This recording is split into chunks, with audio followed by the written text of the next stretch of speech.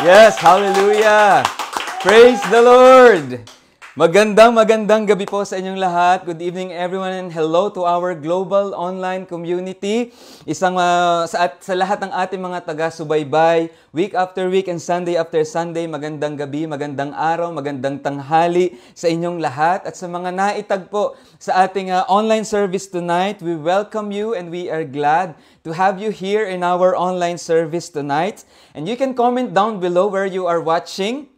And at the same time is that we hope and we pray that this online service will be a blessing sa inyong lahat and life-changing para sa inyo ngayong gabi. And a quick shout-out sa aking pamilya at sa aking mga kaibigan sa Tuwi, Batangas. Yan, I miss you all and stay put lang kayo dyan. Okay? And it's always a privilege to share the Word of God sa inyong lahat. And I'm thrilled to be part of our series, which is our Heart Check series, na inumpisahan ni Pastor Jay last week where he talked about a heart that is united, okay? A united heart, okay? And he talked about having a devotion sa ating Panginoon that is not divided to the Lord.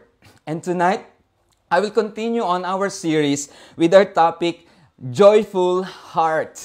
Yan, Joyful Heart. Joyful Heart sa Tagalog ay pusong puno ng kagalakan. Ayan. Sa ating pagsusuri sa ating mga puso, tingnan natin. Okay, tinignan natin last week kung ang puso ba natin ay buo. Okay, whether it is a heart that is united to the Lord. And tonight, we will check our heart kung ang puso ba natin ay puno ng kagalakan. Ayan. And as a start, I would like to share to you this story. If you have heard this man, okay, and his name is Nick Vujicic. Okay? He was born without, wala siyang kamay, wala siyang paa, and he had this condition, rare condition na tinatawag na tetra amelia syndrome. He grew up in Australia, okay, kung saan he experienced unimaginable challenges. Okay, imagine niyo naman, pinanganak kayong walang kamay, wala kayong paa, and he experienced yung mga bullying. He experienced self-doubt and moments of deep despair. And at one point, he even questioned, kung ang buhay ba niya, whether his life is really worth living. But something has changed. Okay? Instead of focusing kung ano yung wala siya, he shifted his focus on and embraced what he has. His heart, meron pa rin siya, kahit wala siyang paa at wala siyang kamay, meron pa rin naman siyang puso. He has a mind and he has the ability to inspire others. And even in despite of his condition, natutunan niya paano mag-swimming, paano magsulat, paano mag-surf, and that he proved that limitations only exist only in the mind of people. Where he actually has, nagkaroon din siya ng pamilya, nagkaroon siya ng asawa, iba't mga anak. And today, Nick is a world-renowned motivational speaker. And he travels around the world to spread the message of hope, message of faith, and joy. And marami siyang taong, millions of people, ang kanyang nakilala, sharing his story about and teaching them that, the joy and the happiness is not about circumstance, but it is about perspective. And because of his joyful heart, he touched countless lives. At napatunayan niya, he's proven that even in the face of adversity, joy is a choice. Diba? Napakagandang real-life story na ating nakita sa buhay ni Nick. And in Nehemiah 8 verse 10, at sinabi doon ni Nehemiah, and we are reminded of this, that the joy of the Lord is your strength. Ang kagalakan na nagmumula sa ating Panginoon, ito ay ang ating kalakasan. Sa gitna ng anumang kahinaan, pagsubok, dilubyo sa buhay, ang kagalakan na nagmumula sa Diyos. Kaya yan ang ating magiging sandigan at kalakasan upang tayo patuloy na magtagumpay sa buhay na ito. And I believe that this is the desire of God, that we will all walk in the joy of the Lord. That in times of weakness, we have a God that gives us joy so that we can endure and remain and come out victorious in every challenges that we will be facing. Lahat tayo dumadaan sa panahon ng panghihina. And life has never been easy. maraming challenges, mga setbacks, disappointments, discouragements, and even despair. At kung hindi tayo magre-respond ng tama sa ganitong mga pagkakataon, if we lack the willpower to overcome, we will find ourselves in danger of losing in the process. Kaya maraming nadidepress, mga kapatid. Dala ng lubhang kalungkutan at kawalan ng pag-asa. And the sad part is, because of that feeling of depression, marami nagre-resort na magpatiwakal, nakitili na lang ang kanilang buhay. Bakit? Yun ang tanging solusyon na kanilang nakikita. In that moment, they have lost something, and they have lost the joy in their hearts. They have lost the joy. That's why people tend to be depressed. They have lost hope.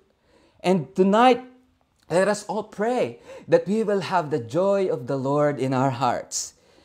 But how do people see and define joy? Paano ba tayo bilang mga tao, paano natin tinitingnan ang kagalakan? Lahat tayo makakapagsabi, 'di ba? Gusto lang naman nating maging masaya sa buhay na ito. 'Di ba? I believe in some point or another, we have said this sa ating mga bibig, nanggaling sa ating mga puso. Gusto ko lang naman maging masaya sa buhay na ito. Pero bakit parang ang lungkot-lungkot, hindi ba? We all just want to be happy. Tama ba? But people tend to equate joy with happiness. We do things, we accumulate things that we thought na magdadala sa atin ng real happiness. But, alam nyo ba na mayroong pagkakaiba ang happiness at ang joy?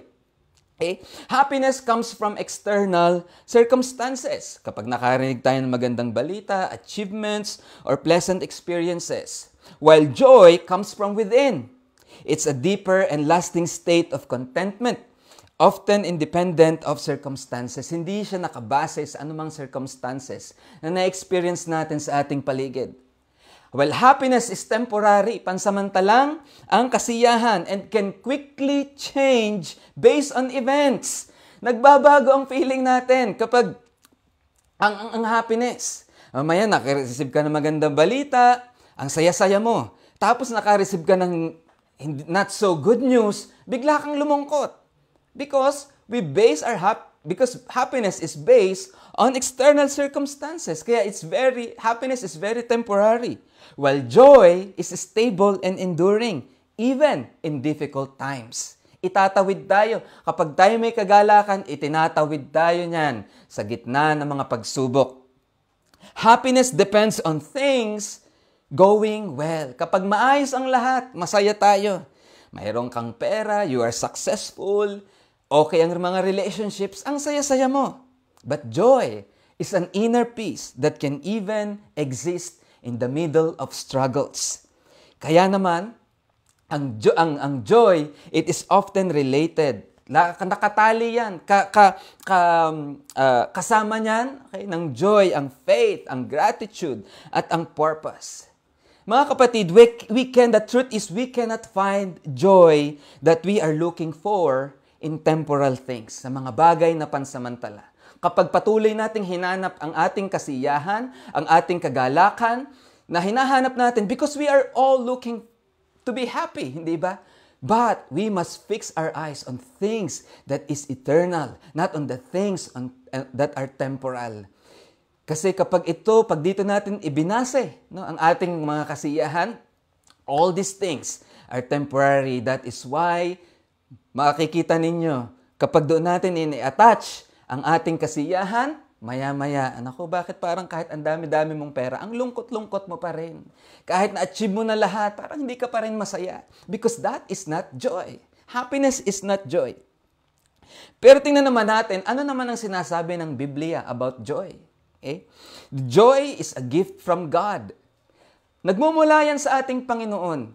Binibigay yan sa atin. In Ecclesiastes 2 verse 26, For God gives wisdom and knowledge and joy to a man who is good in His sight.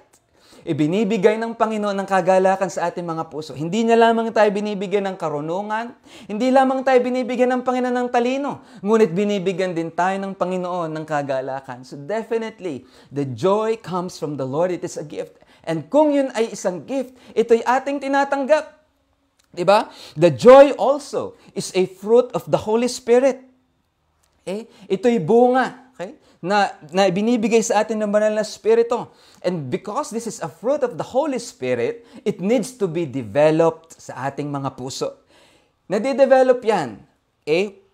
Kaya naman minsan, when for this fruit to be developed in our heart, sometimes we will undergo sorrows, mga pighati sa buhay, so that joy will be developed in our hearts and in our character.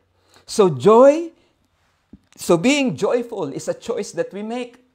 Sino ba ditong gusto maging magalak sa kanilang mga buhay? Ako, gusto ko yun. Diba? And I hope and I pray that we all do choose to be joyful. It's a state that we choose to be in. It's not independent, okay, on someone's personality. Hindi rin siya nakadepende sa personalidad natin. Di ba? Kaya naman, it's not always about laughing out loud. Hindi rin siya nadidepend kung ang tao ay tawa ng tawa. Minsan baka gusto lang mag-asawa. Kasabihan sa atin, ka ba tawa ng tawa? Gusto mo mag-asawa? Hindi rin naman siya ganun. It doesn't na pag joyful ka, dapat lagi kang sa Batangas, halhala ng halhalan. Hindi rin naman yan ang definition ng joy. And having a joyful heart is important and napakahalaga niyan sa atin. Why? Let us look what the Word of God says. Ano ba ang importansya? Ano ba ang kapakinabangan ng having a joyful heart? In Proverbs 17 verse 22, a joyful heart is good medicine, but crushed spirit dries up the bones. Yan pala. Good medicine ang having a joyful heart. Alam nyo ba, even the study ay sinasabi nila na most of the sickness na meron ng tao is because of stress. That is why, di ba, kaya nga when we choose to have a joyful heart, it's a good medicine. Ang puso mo, laging may kagalakan, laging masaya. So, ibig sabihin, if we have a joyful heart, hindi tayo basta-basta dinadapuan ng stress. Hindi tayo basta-basta dinadapuan ng depression. Okay, that's why it's a good medicine. Okay? So, later we will see how do we have a joyful heart. Okay? Kasi kinakailangan natin yan. If we want to remain strong, if we want to remain healthy, then choose to have a joyful heart. Hindi lamang siya about what we eat, but also the things that we put in or the things that we intake in our emotion, in our spirit. Even in Proverbs 15 verse 13, sinasabi rin dito that a heart full of joy and goodness makes a cheerful face. But when a heart is full of sadness, the spirit is crushed. Kapag ang isang tao ay may joyful heart, nagmamanifest yan sa ating mga mukha. Okay? Hindi busangot ang ating mga mukha. Kaya tingnan ninyo, paggising sa umaga, busangot na agad ang mukha mo. Pagpasok mo pa lang sa trabaho, nakasimangot ka na agad. Ang hirap-hirap mong pasayahin. Lagi na nasa lubong ang iyong mga kilay. Suriin natin, baka nawawala na ang joy sa ating mga puso. Because if you have a joyful heart, it makes nagmamanifest sa ating mukha. Nakangiti tayo. Pasok ka sa elevator, good morning. Diba? Papasok ka sa trabaho mo, good morning, ma'am. Good morning, sir. Hello, ma'am. Good morning. I'm cooking a breakfast for you. Diba? Ano kayang nakain nito? Hindi nila alam. Uminom ka ng pill of joy. Yan. Joyful heart. Okay? Paano ba tayo magkakaroon ng joyful heart? And I would like to share some of you few things and the things that I have experienced, paano tayo magkakaroon ng joyful heart. Okay? Gusto niyo ba yun? Magkaroon tayo ng joyful heart? Number 1, to have a joyful heart, we need to learn how to enjoy life. I want to share to you muna, from being a practical. Okay? Sometimes we over-spiritualize things ang hindi natin alam, ang kinakailangan lang pala natin is to do some practical things. Paano tayo magkakaroon ng kagalakan? While we live in a life of sacrifice, diba? Lagi kong sinasabi that when we accepted the Lord Jesus Christ, ang salvation natin is free. But after that, everything comes with a price. So we are living in a life of sacrifice. But we also need to learn how to enjoy life. Kinakailangan din nating matutunan papaanong mag-enjoy. I believe ang ating Panginoon, being our Father, He also want to enjoy things in this life. Alam nyo, life is short. And we need to live life to the fullest. Hindi live life to the poorest. Okay? Hindi tayo kailangan lagi tayong naghihirap, but we choose to live life to the fullest. And we will live life to the fullest if we learn how to enjoy life. Alam nyo ba that God has provided us things for our consumption and the ability to enjoy it? Diba? May binigyan tayo ng kakayahan ng Panginoon, the ability to enjoy. Even in Ecclesiastes 3 verse 12 to 13, sabi ni Haring Solomon, "So I concluded that there is nothing better than to be happy and enjoy ourselves as long as we can, and people should eat and drink and enjoy the fruits of their labor, for these are gifts from God." Regalo ng Panginoon. Binigyan tayo ng kakayahan, ng biyaya ng Panginoon, things that we need to enjoy. But it's another thing when God gives us the ability to enjoy those things. At sinabi doon that it's a gift from God when we enjoy the fruit of our labor. Baka kaya lagi kang bitter na bitter sa buhay kasi ang lagi mong sinasabi ay padala ka ng padala, padala ka ng padala. Tapos sinasabi mo, sakripisyo ka ng sakripisyo. Kasi kinalimutan mong sarili mo, enjoy mo din yung pinagtrabahuhan mo. Diba? And tayo bilang mga OFW, we also need to learn how to enjoy life. To enjoy natin mga pinaghirapan natin. Diba? So bumibili tayo ng mga gusto natin, mga bagay na kung gusto mong bagong bag, bumili ka ng bagong sapatos, bumili ka. Sige, magpaganda ka, magpagupit, magpariband. Diba? Padala ka ng padala, tapos ang buhok mo para ng sabukot. Diba? Because kasama yan kumurot ka naman. Diba? A portion of what you have earned so that hindi ka rin magiging bitter na parang binigay ko sa inyo lahat. Wala akong tinira. Hindi na yun magiging litanya mo na wala kang tinira. Inalagaan mo rin ang sarili mo. And that it helps us to have to be joyful in every day, to enjoy the fruits of our labor. Nagpapahinga ka rin, we get enough sleep and rest. Huwag hindi tayo nagpupuyat. We practice Sabbath. Diba? Ako, ito ay personal experience ko. Na-realize ko na pag ako'y kulang sa tulog, talagang pagising ko, lagi akong lambutin na parang hindi ako napapakinabangan. Alam niyo, I believe na experience rin yan. Pag puyat kayo, bangag kayo, hindi kayo makatawa masyado. Kaya kinakailangan nating matulog ng sapat. Okay?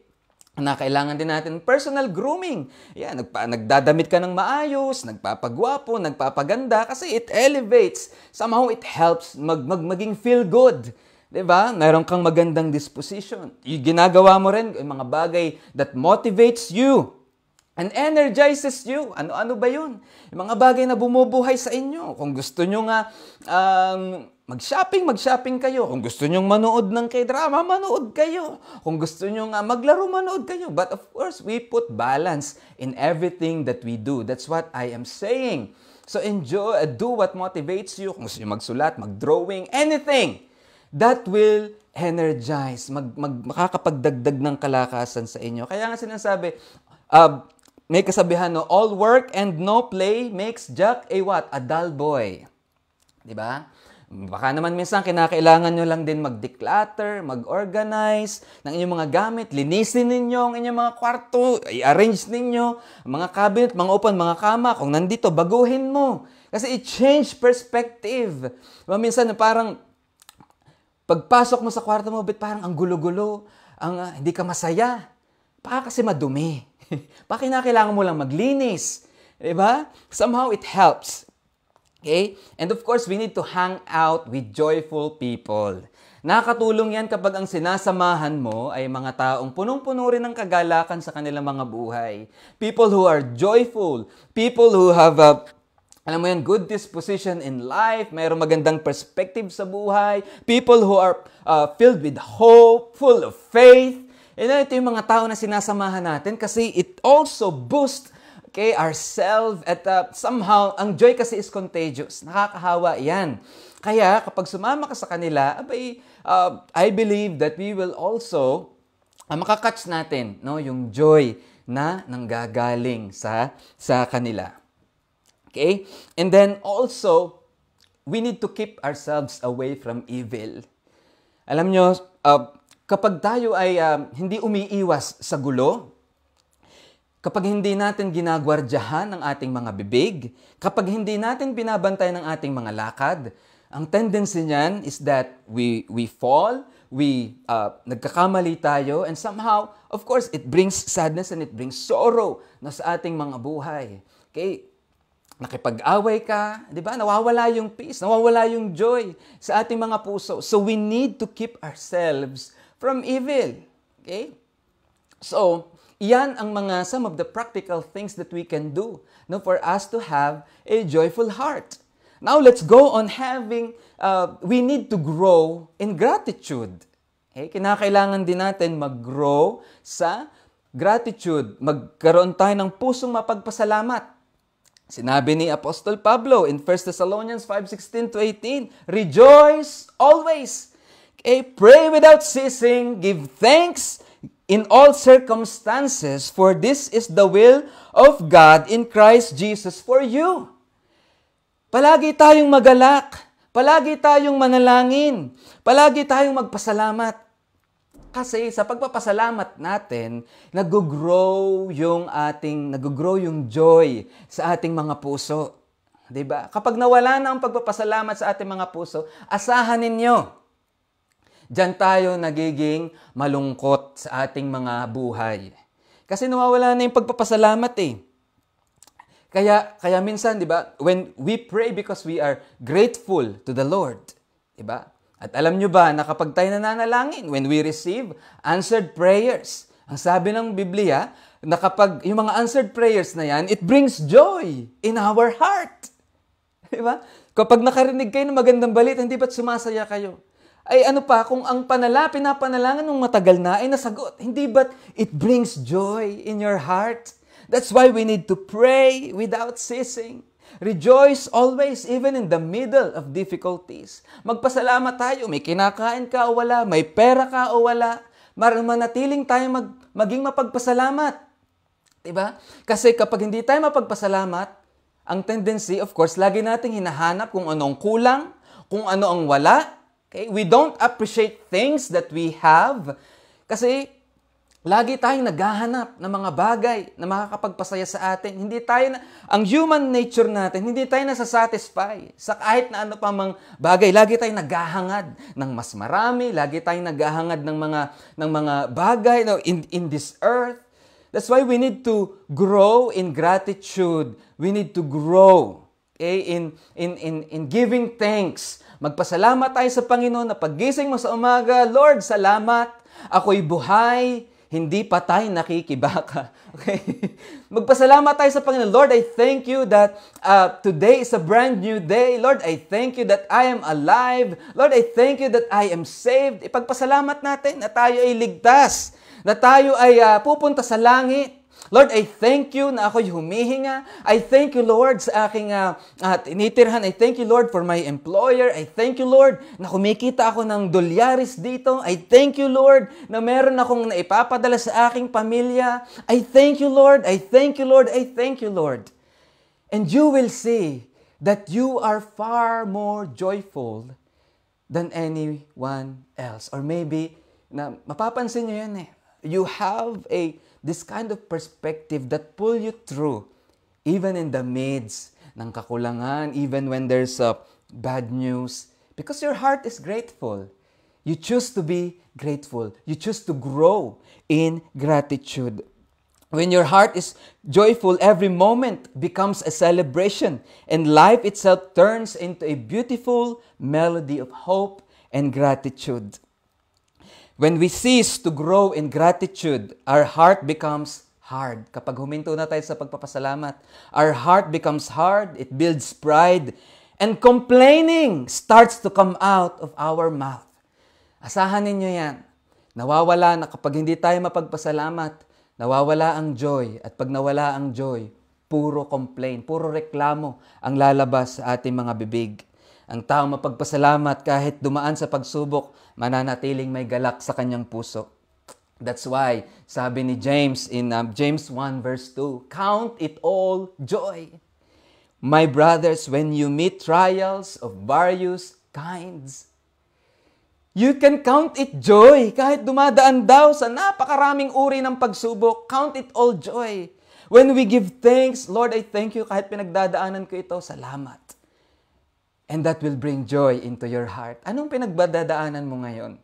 Maybe you need to thank the Lord. Lord, I thank you that even this is happening to me. I choose to give thanks to you.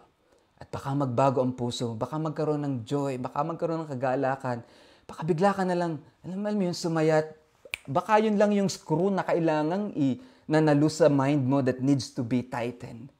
When we give thanks. Amen? Ang taong mapagpasalamat ay mapagbigay.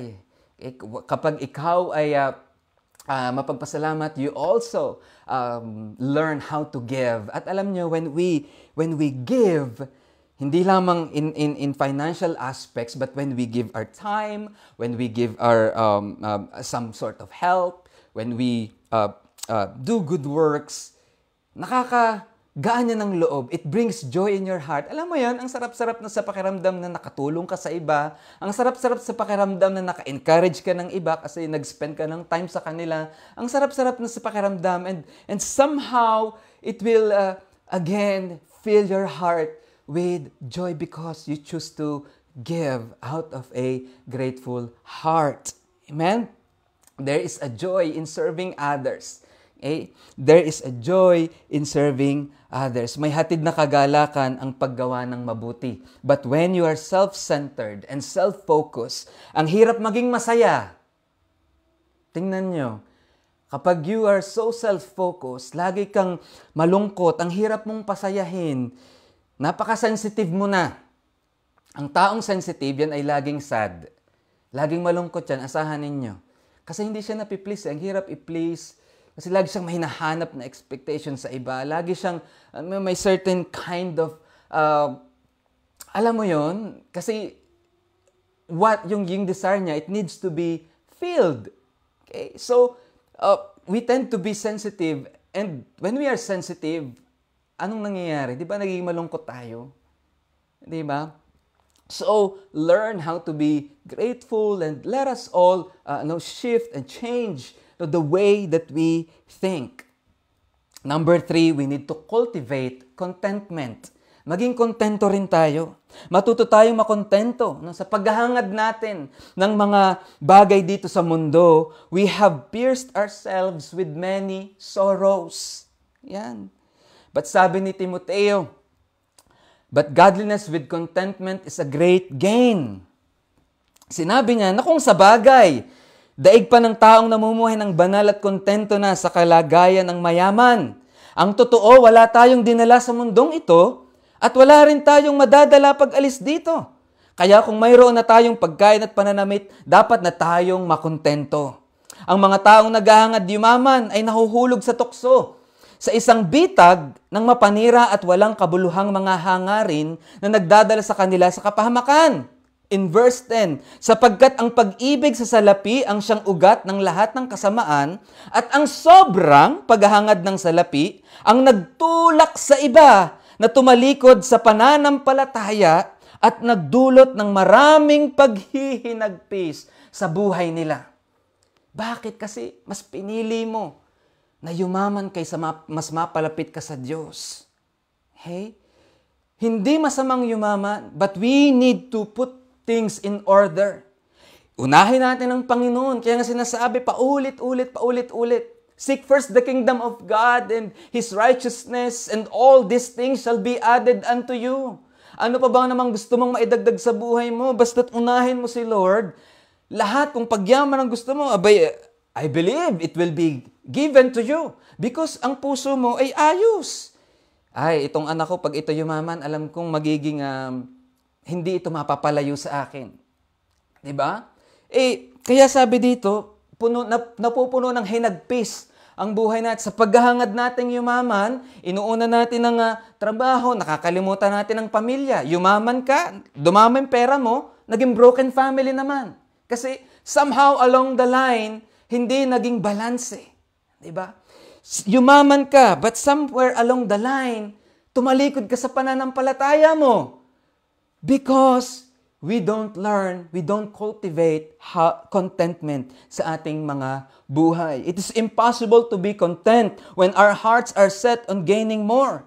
We will not remain godly for long kung hindi tayo makokontento sa kung ano ang ibinigay sa atin ng Panginoon. A desire for godliness is quickly eroded by a greedy and covetous spirit. So, let us all put things in order and in balance. Let's be content but what we have. At ang gusto kong sabihin, but let's not be content of where we are now. Patuloy tayong magpursigi upang makamit natin ang kalooban ng Diyos sa ating mga buhay. Doon lang tayo huwag makontento. Huwag tayong makontento in this faith level that we have right now, but doon natin i-push ang sarili natin to grow from glory, to mature in our faith. Amen? And lastly, we need to practice the presence of God. Practice the presence. Okay? So we need to learn how to enjoy life. We need to grow in gratitude. We need to cultivate contentment. And we need to practice the presence of God. Saan ba natin at kanino natin matatagpuan ang tunay na kagalakan? In Psalm 16 verse 11, "You have made known to me the path of life, and in your presence there is fullness of joy. At your right hand are pleasures forevermore." Ayun pala! Sa presensya ng Panginoon, there is fullness of joy. Okay? We do the practical things in life. Natuto tayong magpasalamat. But somehow, if you still feel sadness and sorrow in your life, baka kinakailangan na nating mas lumalim and i-practice natin to be in the presence ng ating Panginoon. Sapagkat sinabi dito, that in the presence of God, there is fullness of joy. Hindi lang basta joy, but the fullness, ang kabuuan ng kagalakan.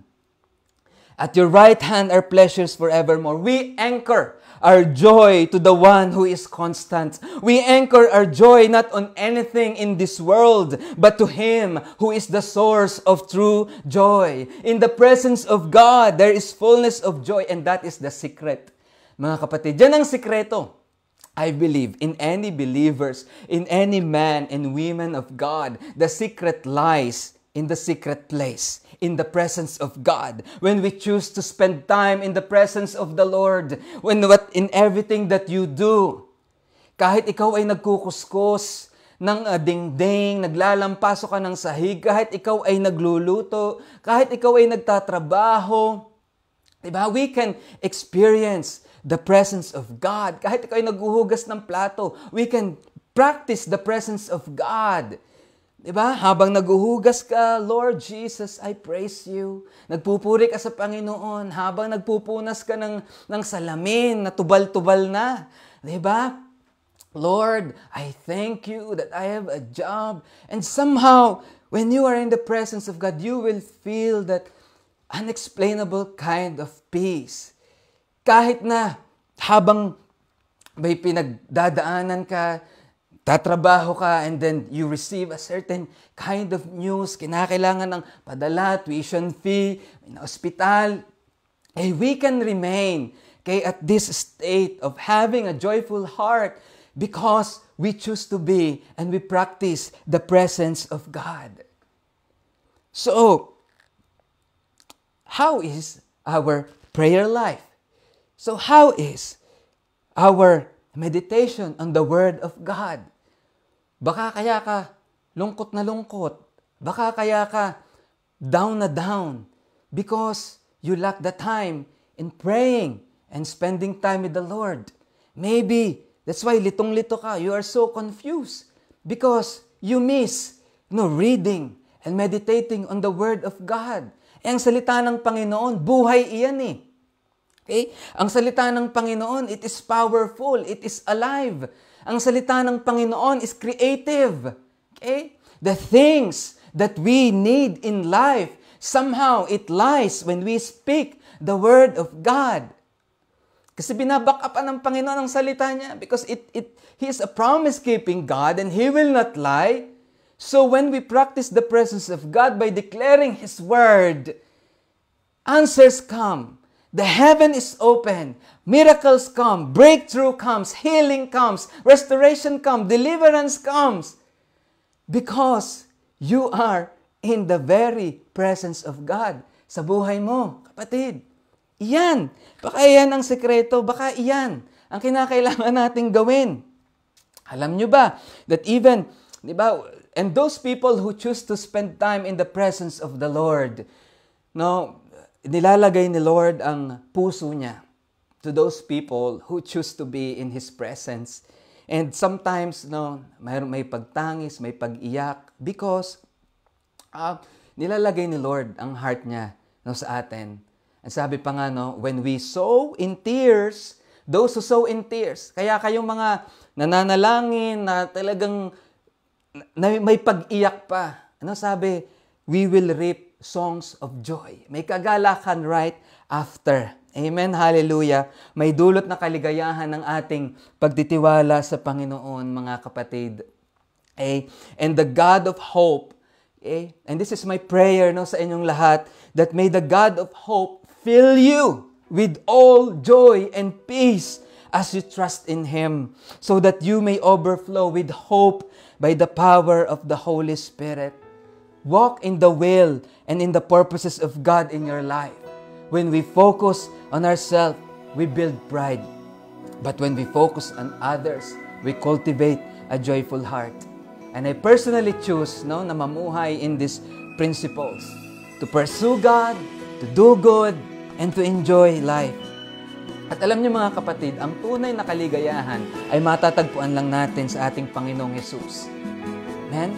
Kay Lord Jesus lang. Hindi natin dinidiscount ang katotohanan na may mga pagsubok tayong pagdadaanan. Sometimes there are sadness. But because of Jesus, joy has been made available to all of us. We don't deny problem, of course not. But we, Christians, we must be the happiest and the most joyful people in the whole world. Bakit? Dahil mayroon tayong Kristo sa buhay. So let's share the joy that we have because Jesus lives in us. So ating suriin ang ating mga puso ngayong gabi. Mayroon ba yang kagalakan? Is there joy in your heart? At kung wala, baka kinakailangan mo ang Panginoong Hesus sa puso mo? And it will start with a simple prayer of acceptance, prayer of surrender. At sabihin mo ng iyong bibig, believe in your heart this prayer to give your life to Jesus. Panginoong Hesus, humingi ako ng kapatawaran sa aking mga kasalanan. Hindi ko kayang iligtas ang aking sarili. Pinapapasok kita sa aking puso. Marami akong problema, subalit kailangan kita sa buhay ko, Panginoon. Ikaw, ako'y naniniwala sa iyong kapangyarihan to help me. In Jesus' name, Amen. Amen. And if you have prayed that prayer, welcome to the Christian family. Welcome. Be water baptized, pray, read the Word of God, attend a church, and that is how you start your journey in faith. Be full of faith, be full of joy. In Jesus' name, ang ating Panginoong Hesus, He endured the cross because of the joy that is set before Him. At sa ating lahat, the joy that is set before Jesus is that He will be with the Father.